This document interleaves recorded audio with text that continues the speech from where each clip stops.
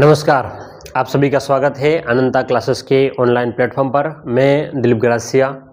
हम आज एक ऐसे मुद्दे की चर्चा करने वाले हैं जो काफ़ी समय से राजस्थान में लगभग 4-5 सालों से लगातार सुर्खियों में बना हुआ है। इसके ऊपर काफ़ी जांच भी हुई एसओजी की और एक बहुत बड़ी भर्ती रद्द कर दी गई, जहां पर ट्रेनिंग देने के बाद में। मैं बात कर रहा हूं एसआई भर्ती, ठीक है, 2021, और आज हम लोग 2026 में बात कर रहे हैं, तो लगभग 5 सालों पहले का है। और उसमें 750 लोग एसआई की ट्रेनिंग कर रहे थे। कितने लोग? 750 लोग जो है वो एसआई की ट्रेनिंग कर रहे थे।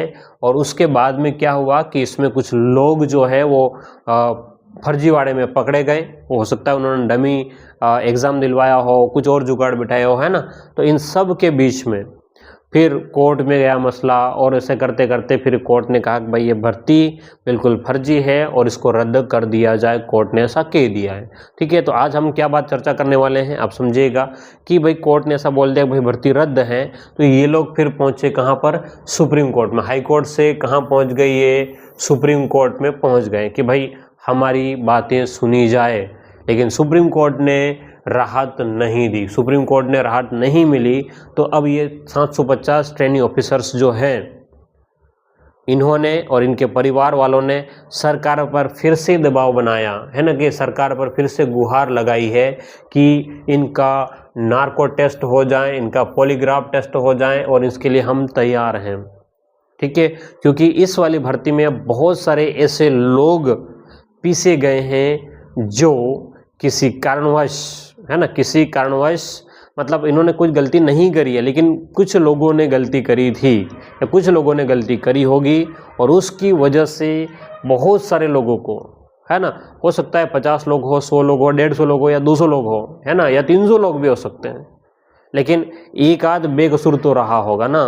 तो इनका कहना यह है कि हम नार्को टेस्ट और पॉलीग्राफ टेस्ट, ठीक है, इसके लिए तैयार हैं। हम बात करेंगे आगे कि नार्को टेस्ट और पॉलीग्राफ टेस्ट क्या होता है। अगर आप जानना चाहते हैं मुझे कमेंट में बताइएगा कि नार्को टेस्ट और पॉलीग्राफ टेस्ट क्या होता है, उसमें कैसे पता चलता है कि व्यक्ति ने चोरी करी है या नहीं करी है, गलती करी है या नहीं करी है, इसमें क्या प्रक्रिया है। अगर आप जानना चाहते हैं तो मुझे कमेंट में ज़रूर बताइएगा, ठीक है। तो अब तक इन सब लोगों ने कहते हैं कि हम नार्को टेस्ट के लिए तैयार हैं, ठीक है। अगर इस न्यूज़ के ऊपर हम लोग बात करें तो एसआई भर्ती 2021 से ही सुप्रीम कोर्ट ने राहत नहीं दी है। इसके बाद में इन परिवारों ने सरकार से न्याय की अपील करी है, और उप मुख्यमंत्री प्रेमचंद बैरवा सहित मंत्रियों को शपथ पत्र दे करके सारी बातें इन्होंने बोली कि भाई आप जो कराना चाहते हो वो करा लो भाई, लेकिन हमारा कैरियर जो है वो बर्बाद होने से बचाया जाए। और ओबियस है, मांग जायज़ भी हो सकती है, मांग जायज़ भी हो सकती है, क्योंकि हर व्यक्ति को अपनी बात रखने का अधिकार संविधान में है,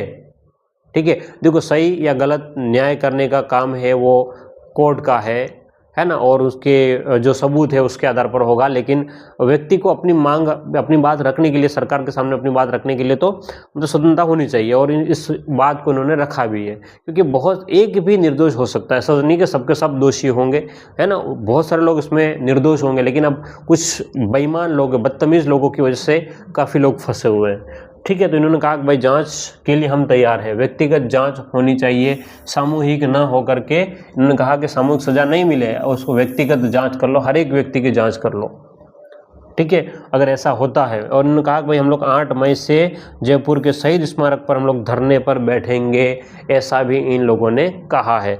और क्योंकि अलग अलग जगह पर एसआई के जैसे ट्रेनिंग लोग हैं, जैसे कि अगर आप लोग आईटीए जयपुर में तैनात अजीत सिंह राजावत व आनंद सिंह राजावत के सहित में 57 एसआई यहाँ पर बैठे हुए हैं, 42 एसआई अजमेर में है, उदयपुर के मुकेश डुकिया सहित 33 है, बांसवाड़ा में 27 एसआई है ना। तो ऐसे अलग अलग जगह से इतने इतने लोग सेलेक्टेड हुए थे, और सबको किसी एक की गलती की वजह से या 2 की गलती की वजह से या 50 की गलती की वजह से सबको सज़ा मिली है। तो इन लोगों की मांग है, शायद ये सुप्रीम कोर्ट ने इनकी बात को नहीं सुना है, लेकिन मांग सरकार की ओर से कहा गया है कि भाई आप गुहार लगाए, लोग नहीं, अब सरकार इनकी पैरवी करे, ऐसा मांग करी गई है। तो उम्मीद करता हूँ आपको ये कंसेप्ट समझ में आ गया होगा कि क्या मसला था। फिर मिलते हैं अगली क्लास में। Thank you.